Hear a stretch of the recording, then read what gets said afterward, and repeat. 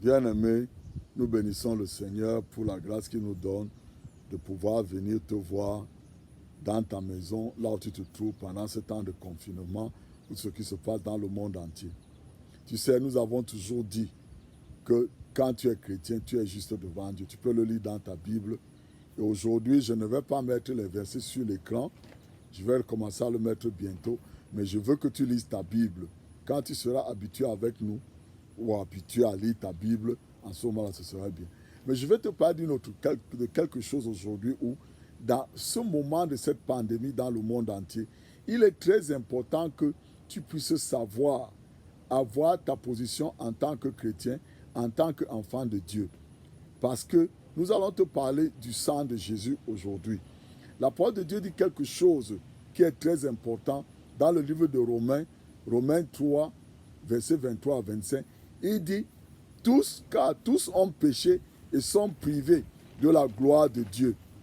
Et ils sont déclarés justes par sa grâce. C'est un don que Dieu leur fait par le moyen de délivrance apporté par Jésus-Christ.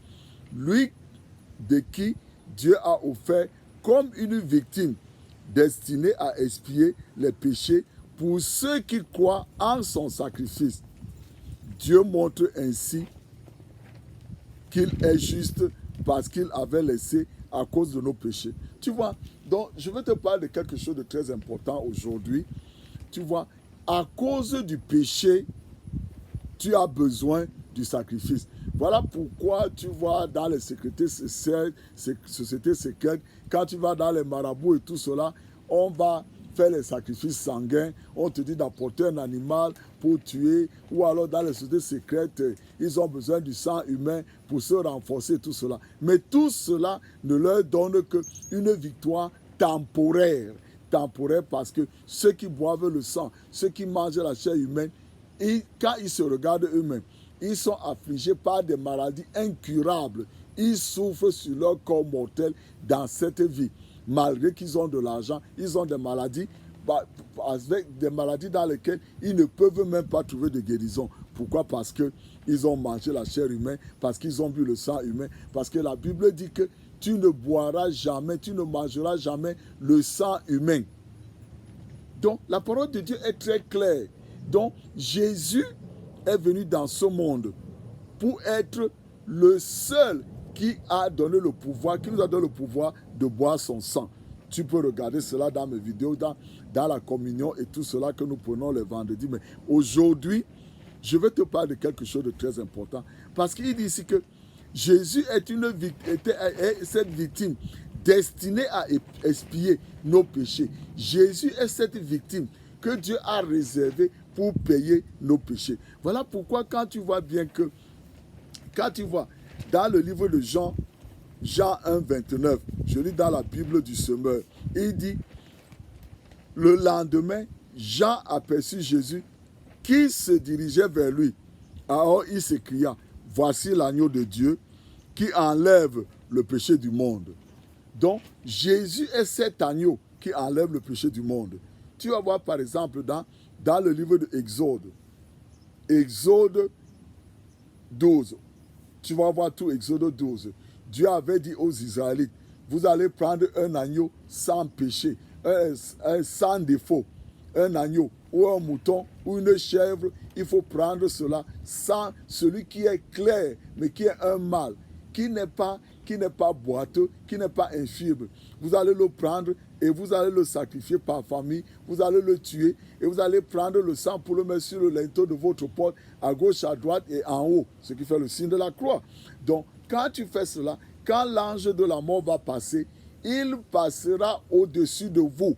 Il ne vous tuera pas, il ne vous touchera pas. Et je vais te prévenir, je vais te dire une chose. Dans ces maisons dans lesquelles il y avait le sang qui était sur les linteaux et tout cela, là-dedans, le mari n'était pas d'accord de la nourriture que sa femme a préparée. Parfois, les enfants n'obéissaient pas. Les enfants n'étaient pas obéissants à leurs parents. Ils couraient partout. Quand papa disait arrête, ils continuaient à courir. Après, on est obligé de le gronder. Dans ces maisons, il y avait la vie. Frères et sœurs, donc, tu vois, ce n'est pas Dieu ne te protège pas contre ce virus qui passe par-ci, par-là, cette couronne de virus, de maladies que les hommes ont fabriqué pour apporter sur ce monde. Dieu ne te protège pas parce que tu donnes l'argent à l'église. Dieu te protège à cause du sang de Jésus. Dieu ne te protège pas à cause de tes actions, mais Dieu te protège parce que tu connais la valeur du sang de Jésus. Excusez-moi, je ne dis pas que tu vas continuer à vivre dans le péché. Ne prends pas ce que je dis mal. Ne prends pas ça pour profiter, pour aller vivre dans le... Non. Donc tu vois, l'apôtre de Dieu dit ici que l'agneau de Dieu qui ôte le péché du monde, qui ôte ton péché, qui ôte ton péché. Donc la parole de Dieu est très claire. Très claire. Voilà pourquoi dans Lévitique 17, j'aime ce verset, j'ai toujours gardé ce verset dans ma tête. Le verset 17 dit, le verset, chapitre 17, verset 1 dit que car le sang c'est la vie de toute créature. Et moi je vous l'ai donné afin qu'ils accomplissent sur l'autel le rite d'expiation pour vos vies. En effet, c'est parce qu'il représente sa vie que le sang sert d'expiation. Tu vois, c'est ce dont on parle ici là. Voilà pourquoi les gens font ces rites là. Ils vont tuer les gens, ils prennent les gens, ils volent les enfants des autres pour aller faire des rites pour cela. Mais comme j'ai dit au début de cette vidéo, le sang là que vous faites là avec les rites, avec le sang humain, regardez vos vies. Vous avez des maladies qui sont incurables. Tout l'argent que vous avez, l'argent là souffre. L'argent là, vous ne pouvez rien faire. Vous ne pouvez même pas avoir la bonne vie. Vous ne dormez pas bien. Vous avez des problèmes. Vous avez des maladies incurables. Vous avez tout l'argent que vous donnez au docteur, mais ça ne guérit toujours pas. Pourquoi? Parce que vous avez violé la loi qui dit que tu ne boiras pas le sang. Et toi, tu prends le sang d'un être humain pour aller boire ça parce que tu crois que ça va t'aider. Non, c'est seulement le sang de Jésus qui peut te sauver.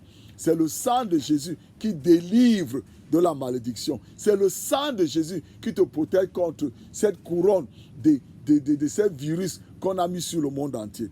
Donc, tu vois, ici, là, la parole de Dieu a dit ici, là, que tous ont péché. Tous ont péché et sont privés de la gloire de Dieu. Romains 3, 23 à 25 le précise. Mais nous sommes revenus à Dieu à cause de cela, parce que nous avons cru au sacrifice de Jésus, que Jésus est mort pour nos péchés. Donc, quand tu crois que Jésus est mort pour tes péchés, maintenant, tu es sauvé, tu es sous le sang de Jésus. Donc, la parole de Dieu dit très important que quand l'ange de la mort a circulé cette nuit-là, il n'a pas regardé les mauvaises habitudes des gens dedans, mais c'est à cause du sang qu'ils ont été sauvés. Qu'est-ce qui me fait te dire cela, frères et sœurs? C'est parce qu'aujourd'hui, tout ce que tu peux faire, rien ne peut te sauver contre cette maladie. Rien ne peut te sauver contre cette pandémie. On peut te mentir que ça ne peut pas arrêter ta race. Oui, tu respires l'air là, non? Pendant des années plus tard, ça va apporter d'autres maladies dans ton corps. Ça s'est passé plusieurs fois. Donc aujourd'hui, il est très important pour toi et moi que tu puisses revenir au Seigneur.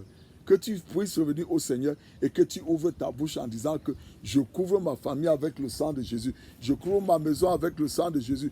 Je couvre tout ce qui m'appartient avec le sang de Jésus. La tension qui marche sur toi, là, malgré que tu prends tous ces médicaments, commence à dire maintenant que je lève le sang de Jésus contre la tension qui est dans ma vie. Je lève le sang de Jésus contre le diabète qu'on a déclaré que ça se trouve. Tu vois, toutes ces maladies-là, tu commences à faire ça. Parce que ce n'est que dans le sang de Jésus que nous avons le salut. Frères et sœurs, toutes ces choses que je dis aujourd'hui, je ne parle que de la protection d'aujourd'hui dont tu as besoin. Parce que Jésus va venir bientôt. Mais comment tu vas être? Tu seras un mort dans la tombe ou alors tu vas vivre? Le sang de Jésus est la sécurité aujourd'hui. Dans des temps anciens où il y a eu des pandémies comme celle-ci dans le monde, les gens ont utilisé le sang de Jésus pour être protégés et pour se protéger contre ces maladies et protéger leur famille. Aujourd'hui, frères et sœurs, je t'invite, quand quelqu'un sort de ta maison, dis-lui, je te couvre avec le sang de Jésus. Tu n'as pas besoin de voir là où tes enfants sont. Dis seulement, là où mes enfants sont, je les couvre avec le sang de Jésus. Tu n'as pas besoin de regarder là où ton mari se trouve. Tu dis seulement, là où mon mari est, je le couvre avec le sang de Jésus. Tu n'as pas besoin de voir là où ta femme se trouve. Tu dis seulement que là où ma femme est, je la couvre avec le sang de Jésus. Je couvre mon pays avec le sang de Jésus. Je couvre mon quartier avec le sang de Jésus.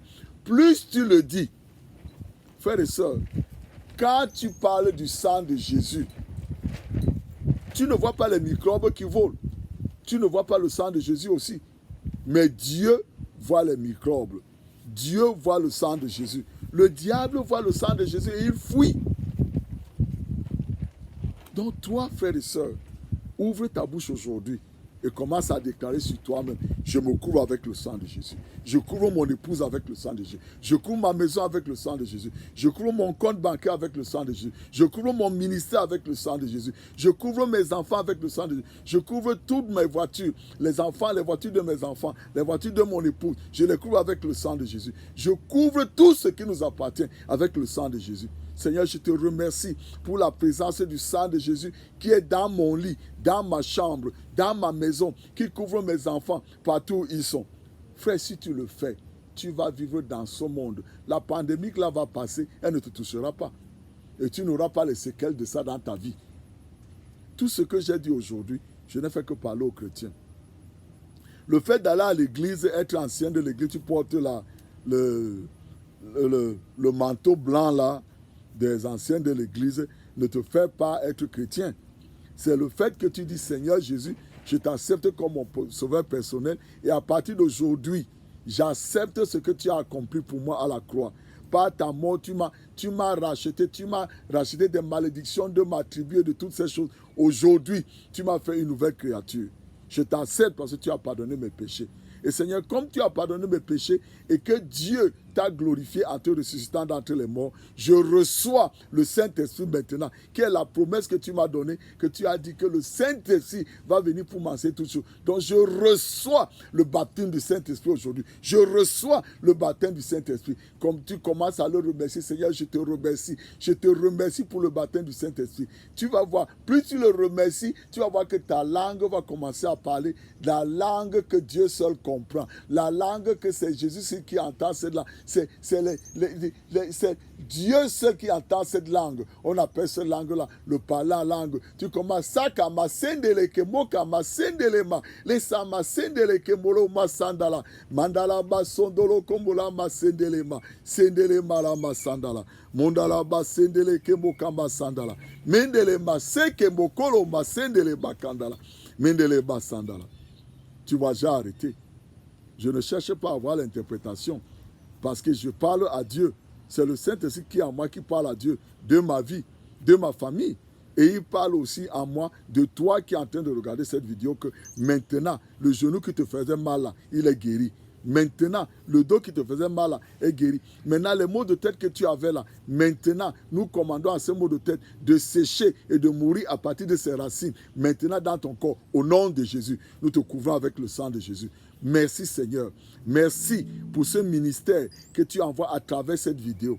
Partout cette vidéo sera vue aujourd'hui, que ce soit dans les années à venir, n'importe qui verra cela, tu vas le guérir, tu vas transformer sa vie et il va être un enfant de Dieu. Il va vivre la bonne vie dans ce monde, à l'abri de toutes les maladies. Mais seulement, frères et sœurs, mets ça dans ta bouche. Quand tu sors, je me couvre avec le sang de Jésus.